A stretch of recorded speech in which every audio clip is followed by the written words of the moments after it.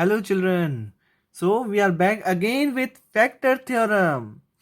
अब हमने last class में पढ़ा था कि फैक्टराइजेशन हमने मिडिल टर्म स्प्लिट से किया था and I told you that we have to do the same by factor theorem also.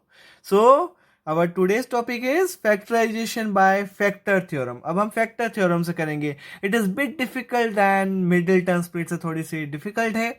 आपको थोड़ा सा ध्यान से समझना पड़ेगा. आपको factor theorem मालूम होना चाहिए कि factor theorem क्या होती है. तो उसी बेसिस के ऊपर हम करना शुरू करते हैं. तो let us see by example. हमेशा एग्जांपल से क्या हर चीज क्लियर हो जाती है. सो हम एक एग्जांपल ले लेते हैं. अब हमें फैक्टराइज करना है. Factorise y square minus 8y plus 15. यहां मैंने एक एग्जांपल ले लिया है बाय यूजिंग फैक्टर थ्योरम. अभी हमको मिडिल टर्म स्प्लिट नहीं लगानी है, इसमें फैक्टर थ्योरम से करना है इसको. अब देखिएगा फैक्टर थ्योरम कैसे डिफरेंट है.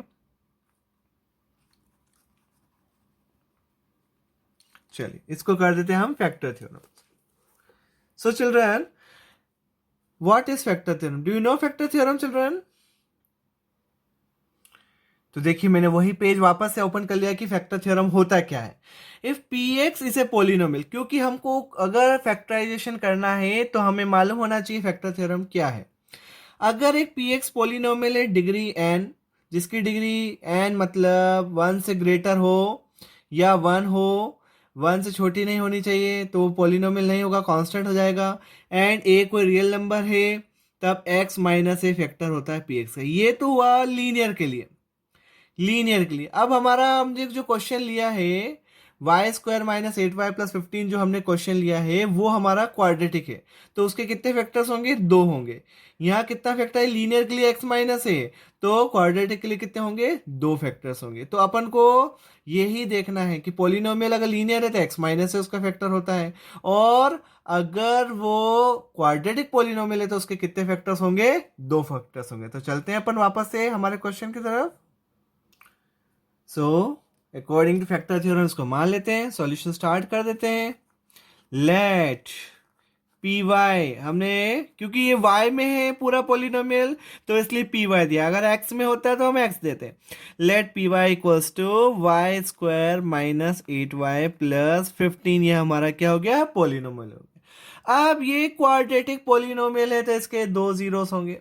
कितने जीरोस होंगे? 2 जीरोस. तो इफ मान लेते हैं if a and b are zeros of the polynomial py, हम इस पोलिनोमियल के कितने जीरोस हैं? 2 माने क्यों? क्योंकि क्वाड्रेटिक पोलिनोमियल है. हाईएस्ट पावर द वेरिएबल कितना है? 2.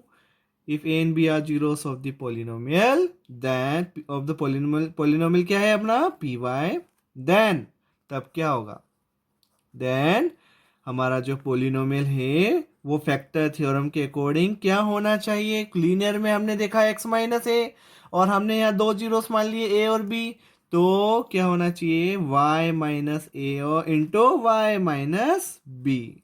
ये हमारा क्या हो गया? जीरोस को हम, ये हमारा फैक्टराइज फॉर्म हो गया. अब हमें a और b की वैल्यू निकालनी. अब एक बात बहुत ध्यान सुनिए बच्चों, यहां पर आप फैक्टर थ्योरम से तभी आप फैक्टर थ्योरम लगा पाएंगे जब आप वाई स्क्वायर का कोएफिशिएंट 1 हो. अगर वाई स्क्वायर का कोएफिशिएंट 1 नहीं है तो पहले आप उसको 1 बनाइए, उसमें से कॉमन ले लीजिए. जैसे मान लो अगर यहाँ पे 3y स्क्वायर होता तो मैं सबसे पहले 3 कॉमन लेता, चाहे उसमें 3 आए नहीं आए कॉमन, वो बात करता. अब देखिए मैं एक एग्जाम्पल बताया था तुम्हें, एक छोटा सा. देखिए जैसे मैंने मान लिया ये होता क्वेश्चन मेरा 3y square minus 8y plus 15 होता. अभी नहीं है, अभी मैं इस तरह क्वेश्चन भी अपन करेंगे. अभी मान लो अगर y स्क्वायर क्वेश्चन 1 नहीं होता, अगर 3 होता तो मुझे 3 कॉमन लेना पड़ता. अब कॉमन देखो कैसे लिया, 3 को बाहर लिया, यहाँ तो 3 बाहर आ गया, और यहाँ कितना हो जाता है? 8/3y हो जाता है, और यहाँ कितना हो जाता है बच्चों? 15/3 हो जाता है. अब बच्चों इसलिए फैक्टर थ्योरम डिफिकल्ट होती है. अब हम ये फ्रैक्शन में आ गए 8/3, 3 5 15, ये तो कट जाएगा, 5 आ जाएगा, ठीक है. मगर ये फ्रैक्शन में आ गए. अब मिडिल टर्म को स्प्लिट करना फ्रैक्शन में बहुत डिफिकल्ट होता है, उसके फैक्टर्स आपको ढूंढने पड़ते हैं. इस कारण से फैक्टर थ्योरम इतनी इफेक्टिव नहीं है. हम अब फैक्टर थ्योरम कम लगाते हैं और मिडिल टर्म स्प्लिट ज़्यादा करते हैं। तो अब ये देखिए हमारा अभी हाल का क्वेश्चन तो बिना उसका है, ये बहुत इजीली आपको देखेंगे कि फैक्टराइज हो जाएगा और फैक्टर थ्योरम से हम इसको बहुत इजीली कर लेंगे। मगर अगर ऐसे क्वेश्चन आ जाए जिसके अंदर वाई स्क्वायर क्वेश्चन 1 नहीं है, तो फिर हम फैक्टर थ्योरम थोड़ा डिफिकल्ट होता है, उसके फैक्टर्स निकालना बहुत आसान नहीं होते हैं, क्योंकि मिडिल टर्म स्प्लिट 8/3 के आप करके देखिए फैक्टर्स निकालिए तो आपको बहुत डिफिकल्ट पड़ेगा। इस कारण से हम इसको अवॉइड करते हैं फैक्टर थ्योरम। अगर बाय चांस एग्जाम में आता है तो ही करना है, नहीं तो हमें, और ऐसा कोई लिखा हुआ नहीं आता एग्जाम में, it is not written that like that कि आपको you have to do it the factorise by factor theorem only. No, it is never written in the exam. It is simply written that you have to factorize. So we can apply middle term split. तो चले आगे, अब हमारा ये वाला question हम कर लेते हैं। देखिए नेक्स्ट, अब हमें क्या करना है, अब इसके मल्टीप्लाई। अभी हमारा क्वेश्चन वापस में लिख देता हूँ एक बार। ये हमारा क्वेश्चन है, हमने किसके इक्वल लिख दिया इसको, y minus a into y minus, ये स्टेप मैंने दोबारा उतार ली है। अब आप ये देखिए, इसका मल्टीप्लाई करता हूँ थोड़ा सा रफ में, इसको मल्टीप्लाई यहाँ पे रफ जो भी मैं बना रहा हूँ ये पेन से, ये रफ है मेरा काम, ये मैं मतलब ये उतारने की ज़रूरत नहीं है, ये सिर्फ आपको एक्सप्लेनेशन के लिए बताया जा रहा है। अब देखिए मल्टीप्लाई करिए, y into y y square, y into b minus b y, minus a into y minus a y, and minus into minus plus a into b, कितना हुआ, ए बी हुआ। तो आप ये देखिए हमारा इनमें कांस्टेंट क्या है, उस कांस्टेंट से ही हमेशा हमारे फैक्टर्स निकलते हैं बच्चों। ये कांस्टेंट नहीं है, ये नहीं है, ये नहीं है, तो बचा क्या कांस्टेंट हुआ, ए बी हुआ। अब आप ए बी के ही फैक्टर्स लेने हैं, तो हमारा क्या आया, ए बी क्या है, यहाँ पे आप कंपेयर करिए। अब हमारे कांस्टेंट से हमारा जो इक्वेशन गिवन है उसको देखिए, हमारे इक्वेशन में कांस्टेंट क्या है, 15 है, तो ए बी कितना हो गया हमारा यहाँ पे 15 हो गया। अब आपको हमेशा की तरह, जैसा हमने मिडिल टर्म स्प्लिट में भी किया था कि हमने फैक्टर्स ढूंढे थे, वैसे ही फैक्टर्स हमें 15 के ढूंढने हैं। तो फैक्टर्स 15 के क्या क्या होते हैं आप सबको मालूम है, हम फैक्टर्स कर सकते हैं इसके। आप 5th 6th क्लास से फैक्टर्स निकालते आ रहे हैं, तो फैक्टर्स 15 के क्या क्या है, एक तो 1 है, 1 की टेबल से कंप्लीटली जाता है, 3 5 15 होता है, 5 3 15 होता है। तो इसके कितने फैक्टर्स हो गए बच्चों, 3 फैक्टर्स हो गए। अब हम इसको चेक करेंगे कि इन तीनों में से कौन से अप्लाई करते हैं हमारे जो क्वेश्चन है उसके अंदर, ठीक है। तो अब मेरा जो पोलिनोमियल है, हमारा पोलिनोमियल क्या है, हमारा पी वाई हमारा y square minus 8y plus 15 है। अब हम बारी बारी से तीनों, we will put all this 3 values. तो सबसे पहले हम निकालते हैं P1। अब हम इसकी चेक करते हैं कि ये इसका फैक्टर है कि नहीं है। तो 1 पे वैल्यू निकालते हैं, तो Py क्या है, Y square minus 8y plus 15। यहाँ मैं लिख देता हूँ एक बार वापस से ताकि आपको क्लियर हो जाए हमें क्या करना है, Y square minus 8y plus 15, ये हमें इसके अंदर वैल्यू पुटअप करनी है। इसके अंदर हमें वैल्यू पुटअप करते जाना है और इसमें हम वैल्यू पुटअप कर रहे हैं। पहले क्या है, 1 है, तो 1 का स्क्वायर माइनस 8 इंटू 1 प्लस 15, तो कितना आया इससे, 1 माइनस 8 प्लस 15, 15 प्लस 1 16, 16 माइनस 8 8। अब 8 0 नहीं आया, तो ये इसका फैक्टर नहीं है। P1 is not the factor of, 1 is not the factor of, किसका फैक्टर नहीं है, Py का फैक्टर नहीं है, 1 is not the factor of Py। अब हमें चेक करना है, कौन सी वैल्यू पे चेक करना है बच्चों, अब हमें 3 पे चेक करना है। अब हम 3 पे चेक करेंगे, फिर 5 पे चेक करेंगे। तो इसके कितने फैक्टर्स होने चाहिए बच्चों, क्वाड्रेटिक पोलिनोमियल है तो कितने फैक्टर्स आएंगे, 2 आएंगे। तो अभी हमारे पास 3 फैक्टर्स हमारे पास है, 1 3 5, 3 वैल्यूज हमारे पास 1 3 5। हमने 1 पे चेक कर लिया, 1 पे नहीं है, तो अब हम ट्राई करते हैं किस पे, 3 पे करते हैं, और फिर किस पे करेंगे, 5 पे करेंगे। हम 3 पे करेंगे, 5 पे करेंगे, तो वो आना ही चाहिए। 3 मतलब क्वाड्रेटिक है तो 2 और मोर हो सकते हैं। मैक्सिमम होते हैं कितने क्वाड्रेटिक के, 2 से कम भी हो सकते हैं बच्चों। ये मत समझना कि हमेशा क्वाड्रेटिक पोलिनोमियल के 2 ही फैक्टर होते हैं, नो, 2 भी हो सकते हैं, 1 भी हो सकता है और नहीं भी हो सकते हैं। वैल्यू एग्जिस्ट ही नहीं करे, क्वाड्रेटिक के फैक्टर्स बने ही नहीं, ऐसा भी हो सकता है। So let's see the factor of, देखते हैं 3 है कि नहीं है। अब कितना रख देते हैं इसके अंदर, हम 3 रख देते हैं। तो 3 स्क्वायर माइनस 8 इंटू 3 प्लस 15 कितना हो गया, 9 minus 24 plus 15, 15 plus 9 24, 24 minus 24 cut गए, 0 आ गया। तो क्या हो गया, 0 आ गया। तो अब लिख सकते हैं it implies y minus three is a factor of, हमारा क्या फैक्टर है, देखो y माइनस ए और क्या है, देखो इधर आ जाओ, हमारे फैक्टर्स क्या क्या है, हमारे y माइनस ए और y माइनस बी।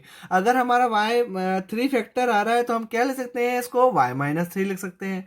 तो हमने वही किया है, तो हम क्या लिख सकते हैं, y माइनस थ्री से फैक्टर ऑफ पी वाई का एक फैक्टर बन गया। अब हम चेक कर लेते हैं, किस पे चेक कर लेते हैं बच्चों, अब हम 5 पे चेक कर लेते हैं। तो 5 वैल्यू पुटअप कर देते हैं, अब जहाँ जहाँ है y वहाँ 5 रखते हैं, क्योंकि हमारे पास तीन फैक्टर है 1 3 5, उस पे तीनों पे वैल्यूज पे हमको चेक करना है।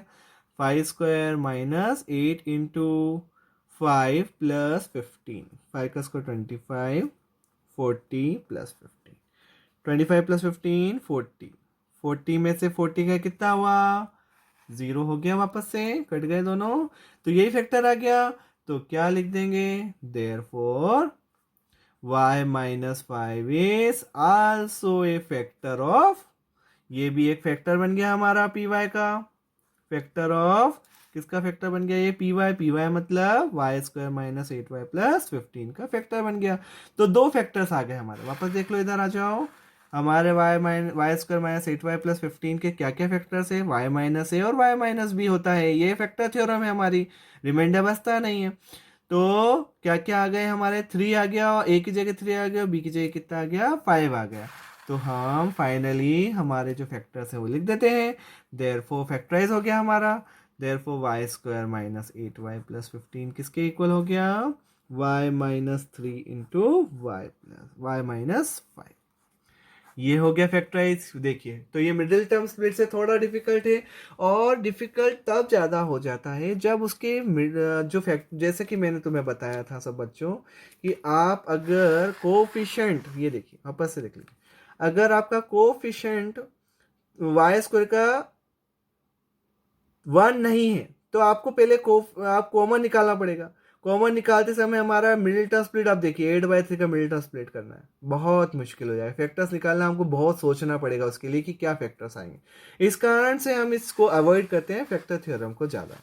ठीक है चिल्ड्रन, सो अंडरस्टूड।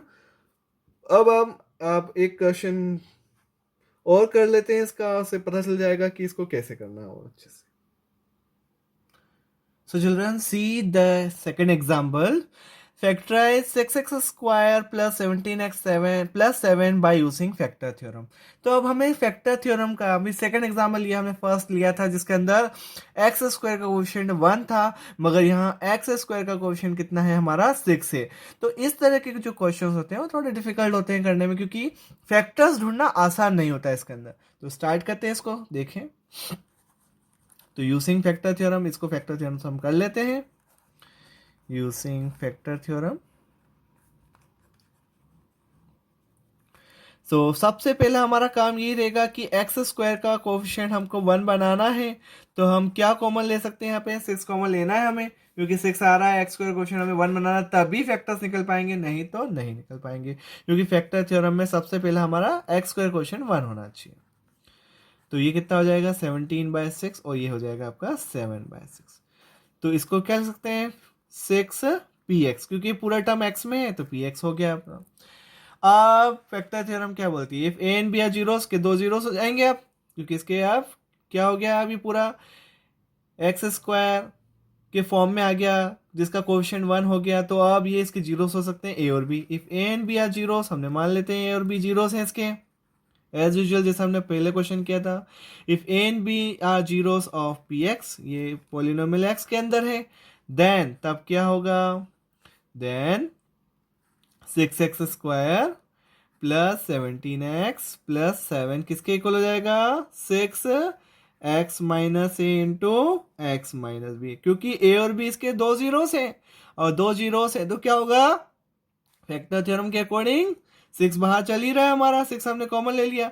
अब इसको हम क्या ले सकते हैं, x minus a into x minus B, ए और बी इसके दो जीरो से, तो ए बी की वैल्यू क्या जाएगी, वापस आपको मल्टीप्लाई करके दिखना है। अब वापस मल्टीप्लाई करके बता देता हूँ आपको, देखिए कि हमारा कांस्टेंट क्या टर्म होगा, हमारा कांस्टेंट देखिए 6 बाहर चलने दो, x into x x square, x into a minus b x minus a x minus into minus plus a into b a b. तो हमारा कांस्टेंट क्या होता है, ए बी होता है। अब ए बी कितना है यहाँ पे, इधर कंपेयर करो इससे, ए बी कितना है यहाँ पे, कांस्टेंट टर्म कितना है हमारा, यहाँ एक्स लिखना अपन भूल गए, यहाँ एक्स भी आएगा। हाँ, ए बी कितना है हमारा 7/6 है।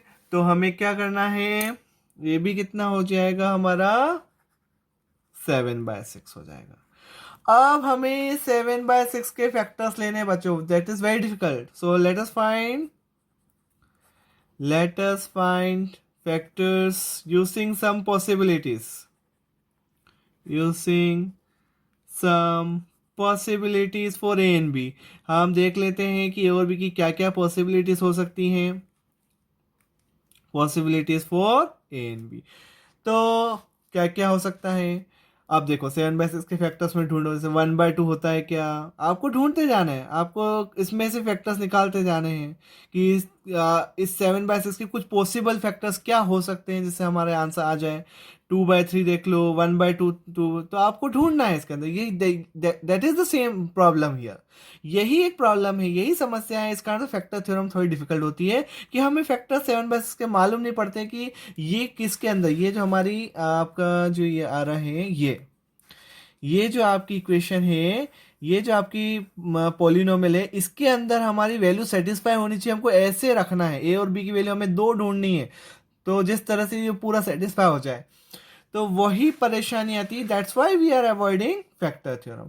तो सबसे पहले 1/2 हो गया, 2/3 हो गया, और भी चेक कर लीजिए, जैसे हमने 7/3 ले लिया, एक बार मैं 7/2 ले लेता हूँ, तो मैं ये 4 पॉसिबिलिटीज करके देखता हूँ इनमें से कौन सी बैठ जाती है, और फिर नहीं आता है तो फिर आपको और ट्राई करते जाना है। तो अपन इसको ले लेते हैं, सबसे पहले अपन किसको ट्राई करते हैं, 1/2 को चेक कर लेते हैं। तो क्या है हमारा पोलिनोमियल, एक बार पोलिनोमियल लिख देता हूँ। हमारा पोलिनोमियल है p x equals to x square minus plus 17/6 x plus 7/6, ये हमारा पोलिनोमियल है।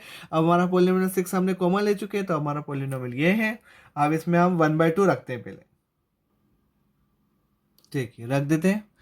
एक्स की वैल्यू कितनी है 1/2, हमने 1/2 निकाली है, बाय रैंडमली हमने सेलेक्ट करा 1/2, तो एक्स जहाँ जहाँ एक्स है वहाँ 1/2 रख देते हैं। तो हम रख रहे हैं 1/2 प्लस 7/6 चल ही रहा है कांस्टेंट टर्म। 1 का स्क्वायर 1, 2 का स्क्वायर 4, 17 1 ज़ा 17, 6 2 ज़ा 12 प्लस 7/6, ठीक है। तो ये मैंने रखी सबसे पहले 1/2। अब देखिए कि इसमें एलसीएम कितना आया, 12, 4 3 ज़ा तो 3 प्लस 17, 6 2 ज़ा तो 14, 34/12।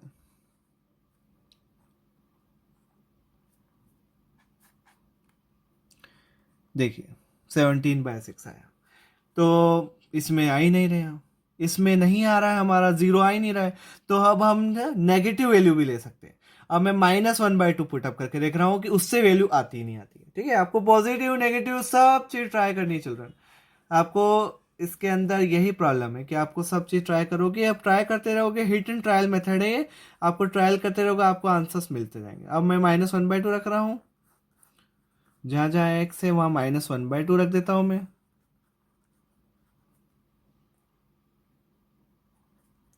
ठीक है। 1 2 का स्क्वायर 4 -17/12 प्लस 7/6, इसका भी एलसीएम ले लेते हैं। इसका एलसीएम वापस 12 आया, 3 -17 प्लस 14, 14 प्लस 17, 17 -17 0, 0/12 आ गया 0, मतलब ये इसका एक फैक्टर निकल के आ गया। देखिए तो क्या हो गया, देयरफॉर क्या 0 आ गया हमारा, देयरफॉर x प्लस 1/2, मतलब x अगर -1/2 है तो कितना होगा, इधर आएगा ना +1/2, x plus 1/2 is a factor of, ये किसका फैक्टर हो गया, हमारा पोलिनोमियल, हमारा क्या है px, पोलिनोमियल का हो गया। अब हमें दूसरी वैल्यू ट्राई करनी है। अब मैंने वो वैल्यू निकाल ली है, वो वैल्यू है एक और दूसरी जो है, मैं बहुत ट्राई किया, हिट एंड ट्रायल मेथड आपको करना है, ट्रायल एंड एरर करना है, आपको बहुत सारे ट्राई करेंगे तो आपको एरर मिल जाएगी।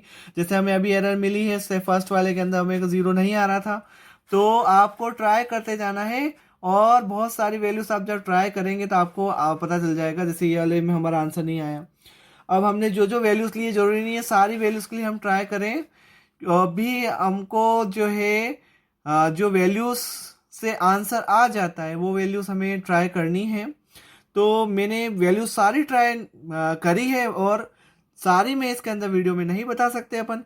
तो अपन मैं क्या करने वाला हूँ अब, x इक्वल्स टू किस कौन सी रखने वाला हूँ वैल्यू, x इक्वल्स टू मैं रखने वाला हूँ अब 7/3 रखने वाला हूँ।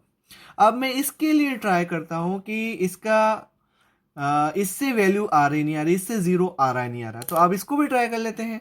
अब जहां जहां एक्स है वहां हम कितना रखते हैं -7/, क्योंकि पॉजिटिव से था सारा स्क्वायर है तो नहीं आएगा, तो अब -7/3 से ट्राई कर लेते हैं। तो p -7/3 से निकाल लेते हैं अपन अब। तो x की वैल्यू हमने रख देते हैं, हमारा पॉलिनोमियल क्या है वापस लिख देता हूँ यहाँ पे, x² + 17/6x + 7/6। अब आप इसके अंदर वैल्यूज रख दीजिए। अब x की वैल्यू कितनी रखी हमने, -7/3 रख दी।